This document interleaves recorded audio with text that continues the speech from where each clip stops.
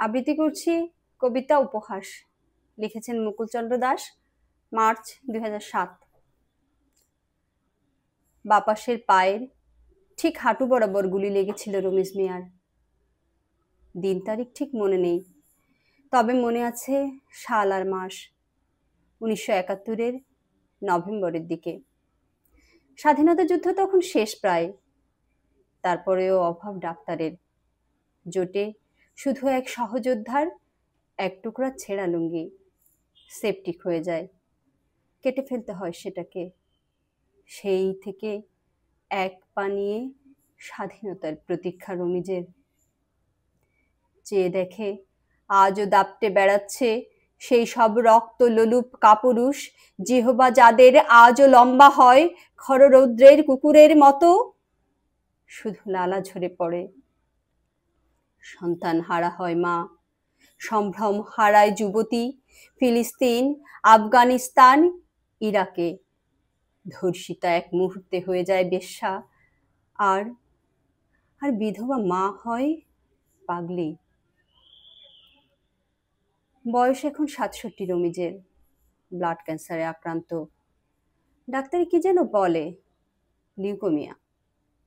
নিতে হবে কিছু বিশুদ্ধ রক্ত, নইলে সময় মাত্র 3 মাস। হুইল চেয়ারে বসে পত্রিকা পড়ে রমিজ। আজও দেখে সেই বিভৎস চেহারা তার প্রিয় মাতৃভূমির। স্পষ্ট মনে পড়ে যায় 71 মার্চ থেকে ডিসেম্বর। আজও দুবেলা দুমুঠো অন্ন জোটে না দরিদ্রের ত্রাণ পর্যন্ত দখলদারদের হাতে। বাড়ছে ব্যবধান ধনী আর দরিদ্রের। আজও যৌতুকের দায়ে প্রাণ দিতে হয় রহিমার। প্রেমের প্রস্তাবে সাড়া না দেয়ায় এসিডে ঝলসিত হয় মুখ সাজেদার। গরম খুন্তি পিঠে গলায় হাতে ঠেসে ধরা হয় কাজের মেয়ে রহিমার। বিশুদ্ধ রক্ত, জীবাণুবিহীন কিছু বিশুদ্ধ রক্ত খোঁজে রমিজ মিয়া। কিন্তু কোথায় পাবে?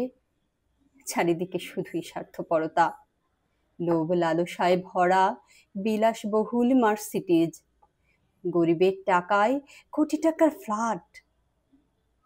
কোথায় পাবে বিশুদ্ধ রক্ত? এবার আর একবার স্বাধীনতা চায় রমিজ মিয়া, একেবারে শেষবারের মতো। দেশের স্বাধীনতা নয়, স্বপ্ন শুধু নিজের শরীর ছাড়বার। হাসি মুখে প্রতীক্ষা করে রমিজ মিয়া সেই ঘন্টার। ধন্যবাদ।